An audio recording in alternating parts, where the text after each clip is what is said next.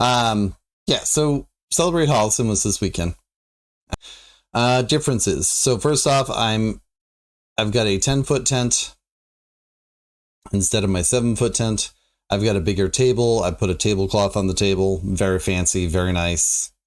It was a crappy tablecloth, but it was one that we had in the house, so it worked. I liked having the additional room. I did find when I had I actually used my desk as my table for the last event, and it was too small for 2 books. And I don't even know what it's going to be like when I have 3 or 4 up there, you know. It was not very windy at the start of the day, so I didn't feel too self-conscious about like the random pieces of paper on my desk or on my table or whatever. It did get windier as the day went, so I had to like hold things down. Definitely need some clips for the table. Did someone want to buy Hey Hey again? Sophia, I'm going to start keeping track of how many people interact with me because of Hey Hey. It is a brilliant sales gimmick by just having Hey Hey. So I had Hey Hey, the squeaking one that's laying down over here. I had that one propped up with the weights over here, and I had my shoulder Hey Hey basically on all day, either on my shoulder or I had a hat and I just put it on the hat. I would say easily half of the people that came and stopped and talked to me was because of Hey Hey, because they had kids or whatever. You know, and we're talking kids as young as like 2, just being like, chicken, chicken. And, you know, kids as old as like in their 20s saying, oh, it's Hey Hey. So yeah, Hey Hey, like I don't have things to draw people to my table. Hey Hey is definitely one of them. So, but let's talk about that. This was supposed to take place at Goodwill Park, which is in Holliston. It's like right downtown. And for Celebrate Holliston, they do a parade that goes through town and it ends at Goodwill Park. This is something I knew, right? But then a month ago, they let us know that they moved it from Goodwill Park because it was under construction to Damigella Field, which is still in the downtown area, but it's by the schools, which is, you know. All right, so it's actually only a mile. I would have guessed it was like 3 miles, but fine. It's 1 mile away. But I figured, you know, if people are at the parade and it ends at Goodwill Park, now they're probably going to need to get into a car and drive over to Damigella Field. I did not realize they actually rerouted the parade. So the parade ended at Damigella Field. And as a result, like, and again, I'm going to be scatterbrained about this. This event had 100 vendors in it, over 100 vendors. The York event that I went to had 40. So this was quite a bit larger. It went from 0 people who were non-vendors at 9:55 to the entire parade and everybody walking with the parade at 10. Like this is the calm before the storm. Like you see there's a couple people around, this guy talking on his phone and people in the background. Like that's before people really started showing up, right? But you can see in the back here, they're starting to come.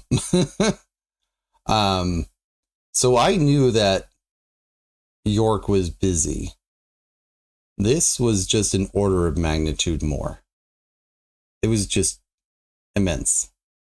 And I didn't really expect that, right? Like the 300th anniversary of Holliston was last year. So I felt like I kind of missed the bus, right? And maybe I did, but this was big. One of my observations from York was I had to actively draw people in to my table. That was not the problem this time. There were lots of kids, lots of adults for that matter, wandering around, and they were checking out everything.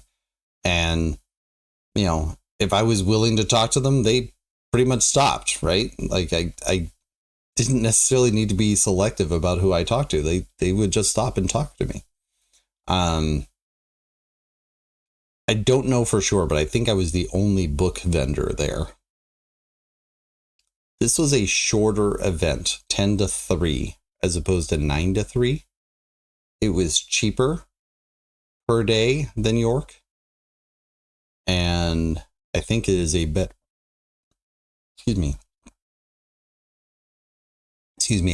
event for me than York.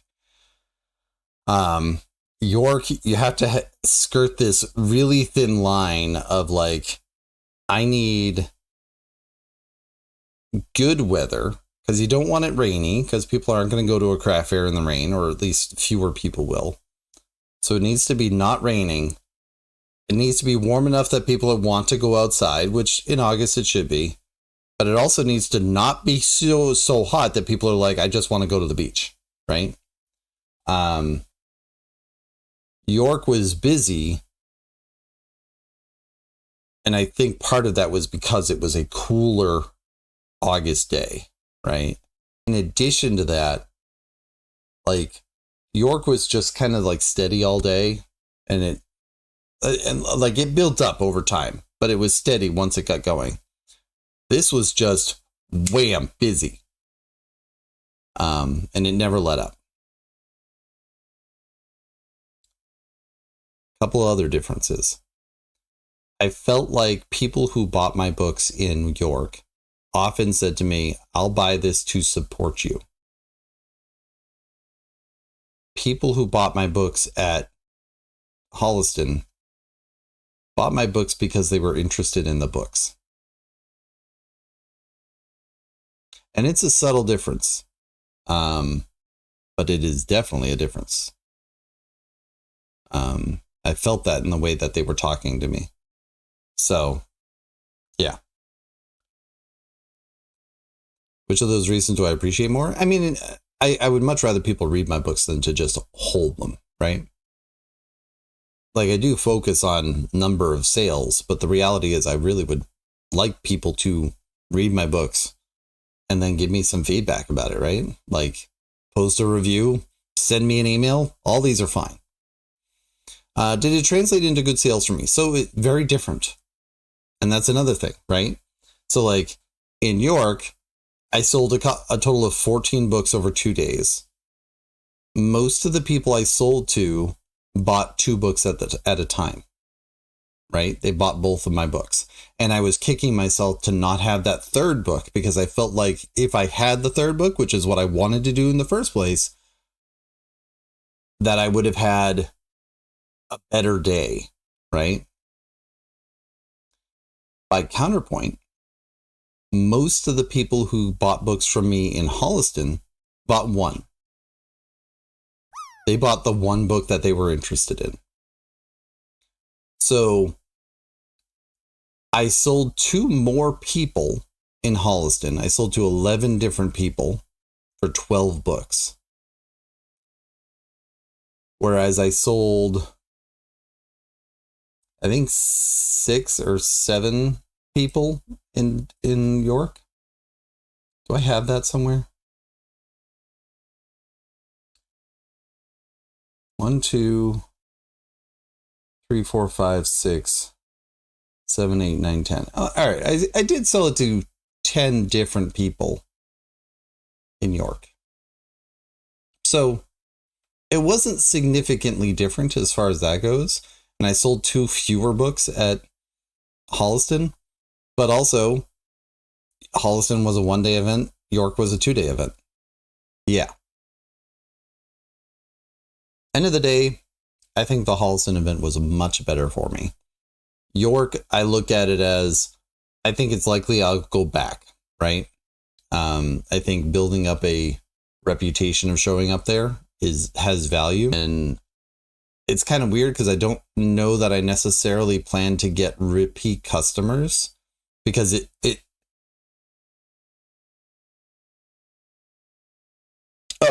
so I think it's unlikely I'll get repeat visitors year to year in York, right? Because it has to line up, like, people who go on vacation have to come the same exact week each year, which they often do in Maine, or at least in that section of Maine. And also the event has to be on the same weekend and like line up, right? I actually don't think that's entirely likely, right? And again, by counterpoint, I think Holliston, I'm likely to get many repeat visitors year to year, kids growing up or what have you. And, like I said, I think the ability to sell them the next book is going to be valuable. So, yeah, I think it would be a bad idea for me to say, no, I won't go to craft fairs going forward. I think Holliston is well worth it to me, even though like end of the day, the amount of money that I made from it is relatively small. Like York, I barely broke even, or I lost money, depending on which way you look at it. Holliston, I definitely made money, but like, it's still not a huge amount. But I think I do need to look at it as I need to plan for the long haul, plan for future events, plan to sell additional books to the same readers. I have a lot of individual stories. Like, I had a little kid come over, probably 6, 7, maybe 8. Just came over, saw my crab from way, way away. Saw my crab on my table. Oh, you actually can't see it here. I had it hanging on top of Anthropods here. I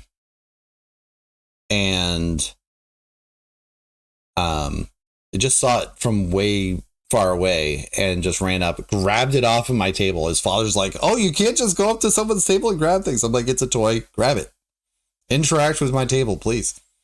And this little kid was just like playing with the raccoon and playing with the hay and playing with the crab, for that matter, talking to me about how he has a red crab that's almost exactly the same and he loves the crabs and this and that. But then the kid was asking me about Anthropods and asking me, what stories are in there. And I told him that there's a crab love story in there, and he was very interested in that. He wanted to know about the raccoon and why that was on my table, and I explained that. I had my dinosaur on the table as well, which is not here. Actually, it's behind my book there. And he was asking about that, which of course there's no dinosaur stories. Maybe I should fix that. And then, his dad leans over to him and says, well, buddy, we're trying to get you to read more. Do you want this to be a book that you start reading? And the kid was like, yeah. And then his dad was like, is it something that he can read? And I said, well, he might struggle with some of the ideas in there. But as far as content warnings, I have my content warning page. I have, I would say all the stuff that is adult content or adultish content in there is certainly done off scene, and it's something he can grow into for sure. And so we bought the book. I was glad to see that. I hope they enjoy it. I hope the kid does grow into it. I don't know that he'll enjoy it, at age 7 or 8 or whatever, but hopefully he'll enjoy it at 10, 11. But we'll see. And if it gets the kid to read, yay. Now, a lot of the things around here just had free things to give away. I didn't have anything on my table to give away, and that's something I really want to fix. And I was talking with the lady writes over the weekend on it, and I think I could probably, I've got a bunch of this cardstock that I printed out these reviews on. I think I want to take one of my stories, maybe even the one I put an excerpt on. I'll come back to candy. And just like put an excerpt of a story onto like a bookmark shaped piece, like maybe print out 4 or 8 per page here. And then chop that up, right? Just to be able to give something to somebody who's not ready to buy a book right this second, but will happily take a bookmark, right? So I think I want to do that for 2 weeks from now. So I need to do that. Candy is a funny thing. So candy falls into giving food out. And it's kind of funny that I didn't do anything like that for Holliston, because Holliston didn't have any problem with that, but Douglas does. If you are giving out candy or any sort of food item, you have to register as a food vendor, even if it's given away, which has additional things to it. I didn't sign up for it because I was just like, I mean, yeah, I would love to give away candy, but I don't want to have the extra paperwork, extra fees and all that. Well, yeah, even just single wrapped candies, they it's a food safety thing, right? Like, I actually agree with that. You don't want random strangers coming into your town and just like handing things out. But yeah, I think bookmarks would be a good idea. And bookmarks will at least, yeah, it's local food safety. And technically it's Massachusetts food safety. So the fact that Holliston doesn't do it is kind of surprising to me. Maine, I think Maine, I had a separate thing that I would have had to fill out if I was giving out anything food related. But again, I just didn't want to deal with that. So I just said no. I always wanted to have something that was more me. And let's face it, I'll eat candy all day long if it's right in front of me. All right. The little gewgaws on the table, the raccoon and the traffic cone, the crab, the shells, all of that work very well. I'm glad I did it. I keep on forgetting to bring an ice cube tray for the cube, but I can reference the cover fairly well. But I think an ice cube tray would be good to have out there.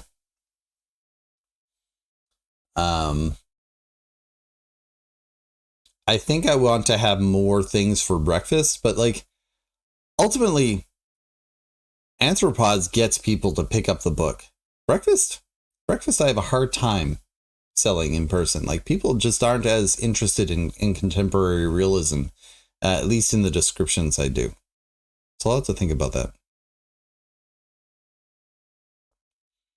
All right. York Craft Fair. I went into it expecting most people to use cash and just accepted that I wouldn't have any other option. Terrible idea. I had one person ask to be able to use Venmo, and if I didn't have Venmo, I wasn't going to be able to get that sale. Thankfully, Green Bean stepped up and was able to do that.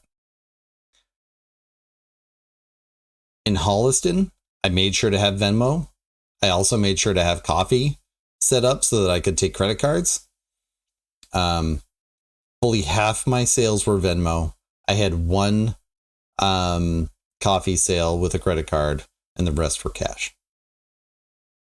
So not having Venmo was a terrible idea. If you're doing an in-person event, have some way to accept virtual cash, essentially. So, all right. So including the money that I raised ahead of time to support my book tour, I'm still in the hole about $300. So in order for Douglas to bring me to even here, like, I need to sell close to 20 books. I need to do better than the other events I've done. Now, if I don't break even, is that the end of the world? No. But Oh, hold on. I forgot one. So it's actually closer to 240. So 240. If I sold...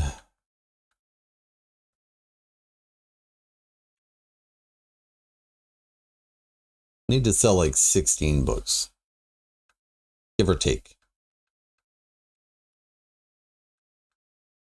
And honestly, like, I feel like Holliston could have gotten to 16. Like, if I had another hour, I wouldn't be surprised. I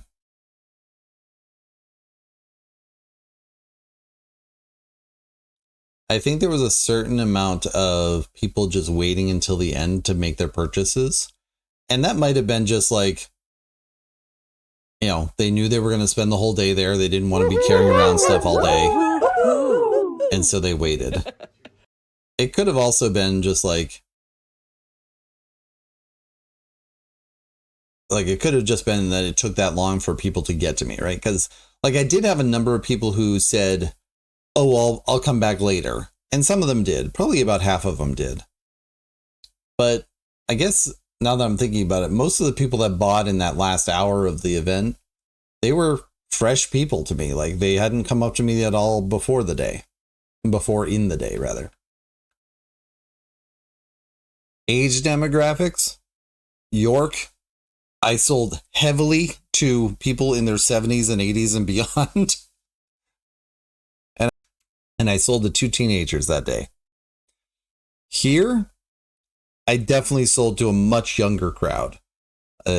Multiple teenagers, you know, and people coming up to me and like, oh, I write. Oh, I've written 100 pages to my story. I hope to become an author one day. Like, it was really inspiring to like hear them talk about it in the way that I used to talk about writing when I was in school. So that was really cool. I think only one person like pointed out the Twitch channel and said, oh, I'm on Twitch, but I never knew that there was a writing channel or that there's writing streams. So I talked with her about that quite a bit. So hopefully, crossing fingers, she'll stop in at some point. They'll stop in at some point. I don't know. I need to be better about that. No one signed up for the newsletter in my notebook. A couple of people did thumb through it, like looking at it, and they're like, oh, this is really neat. But no one actually hand wrote their email. I actively tried to welcome people to the table by saying, what do you like to read? I only succeeded at doing that like 3 or 4 times, but they were good interactions and they ended up selling a book each time. And the best part about it was like one of the people that I said that to, they're like, oh, I love reading fantasy. I'm like, oh, well, you won't get any of that in either of these books, but I do have some fantasy stories. So even, and I did sell a book there. So like, I think it was a good way to start the conversation with people. I was much more comfortable standing behind the table here, because the 10-foot tent really does make a difference as far as like welcoming people in. With the 7-foot tent, I had to sit outside.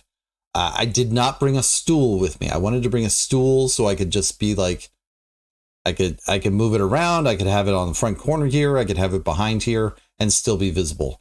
This camp chair, it's comfortable, but it's tough for me to get in and out of. And it feels like I'm very far away.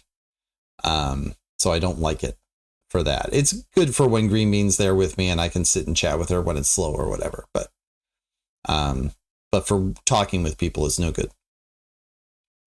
Having my other stories on the table, there's Futures Lens, Lenses, and Adventures, actively confuses people. Like I want to show that I've got stories in other books, but since they're not for sale, it's not worth putting on the table. I just need to stop bringing them. That's really what it is. Seating. Oh, seating. I talked a bit about having like a couple of Adirondack chairs and just allowing people to come and sit and read for a little bit, I do want to do that. I had very limited space in my car. And I also don't actually have Adirondack chairs on hand, so I don't know what I'll do there. Maybe I'll just bring a regular camp chair next time, and I'll have my stool and they can sit in the chair. Oh, I have QR codes up the wazoo, Yanto. So I have the QR code for my author website on my banner here. You can't see it because of the task widget. So I have that one. On the front corner of these pages is on these pages here, is a QR code for my newsletter. And then if you see back here, there's another piece of paper. This is just a page with QR codes. Because what I found from my first event, I had these QR codes, right? The newsletter and the author website. But then like someone was like, oh, are you on Goodreads? I'm like, yes, I don't have that link. Oh, can I get your book in ebook? Yeah, I don't have that link. So I printed out a page of QR codes. So I have my coffee QR code. I don't have Venmo on there because I did Venmo later. So I need to add Venmo to it. And that way I can do non-cash transactions, right? I have the ebook link for both books on Amazon. I also have the books to read link for both books on there in case they want to do something outside of Amazon, please do. And then my Goodreads link. And basically what I found was like, there are so many people like, no, that's not what I'm trying to say. What I found is I am online 100% of the time. I have all these links at my fingertips. Like the newsletter just came up in chat, right? Like that's just there. And I have a command to get that at my fingertips. When I'm in a non-digital way, I don't have any of those things. And it sucks. I tried to just keep track of who stopped, who talked, and who bought a book. I definitely lost track of it over the course of the day. Day two, I didn't do it day one of York, but I did do it on day two. Day two of York, I had 13 people stop and talk to me. I had 13 people stop and talk to me within the first hour at this event. And like I said, I lost track of it, but I stopped. I think I ended up marking down like 30 some odd people that I talked to. So like I talked to a lot of people. A lot to me. Again, there was probably 1,000 people there. So maybe I didn't really talk to that many people, but still, not having Green Bean with me meant I had to handle all of this on my own. I did. But I think I like having another person with me just to like be able to handle that there's a second person coming up to the table. Be able to handle when I've got, someone throwing me for a loop when they say, oh, do you have Venmo? And it's like, oh, right. I need to have that ready. Like what I really should do with these QR codes is like, I should have the coffee and the Venmo as like separate, like little card stands, like maybe just fold a piece of cardstock and have it on there. And then the rest of them, like I can have available to me if someone wants a link. I still think I'm okay with not having prices out. I only had, so I had 2 kids right off the bat, like pick up my books and try to walk away with them because they assumed they were free. And I had one person that kind of balked at the price, like, oh, $15 for this book is too much. And I wanted to say, have you bought a book lately? But I start off with like 19 weird fiction stories. And if they pick up weird fiction, I immediately go into, like a story about a raccoon getting into a fight with a traffic cone, a crab who's falling in love, or an ice cube starting a revolution from the freezer. And those three things I can say fairly quickly and everything. Not stumble over them too much. And that's like enough to explain the book, right? And I'll generally go on to explain what's in breakfast if they seem at all interested.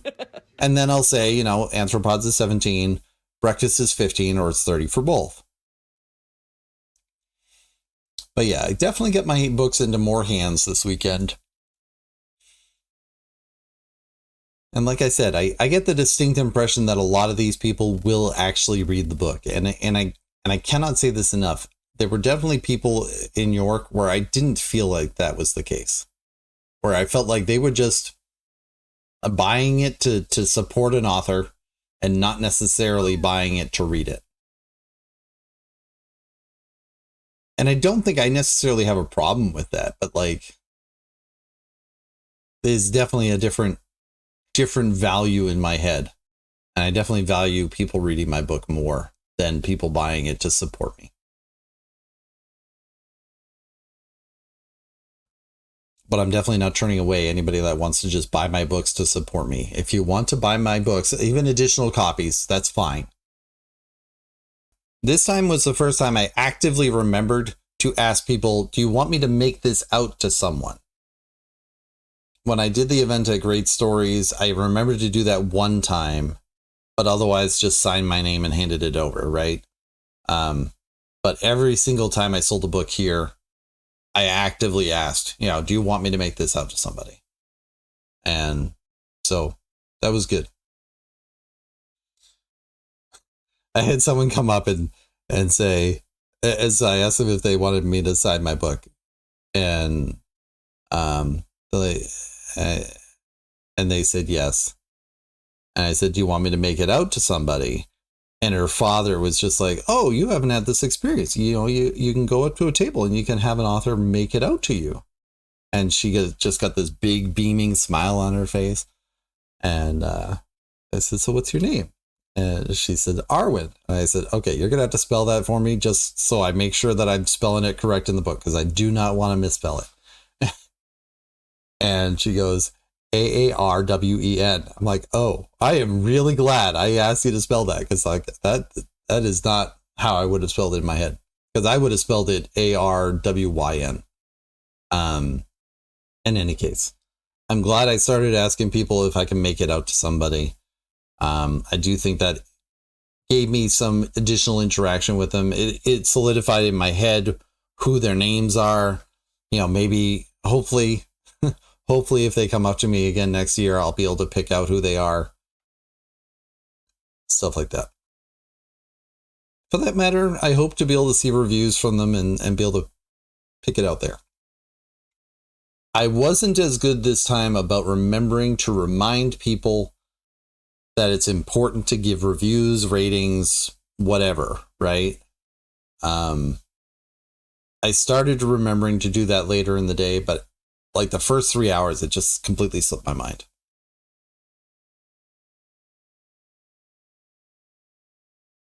The sales rate was weird. I sold one in that first hour, but it was literally the first minute, and it was to my uncle.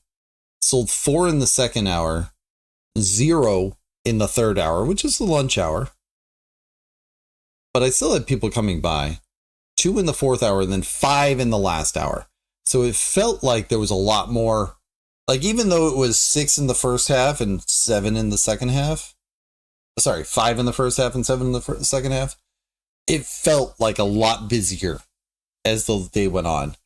Even though it didn't necessarily end up being that way.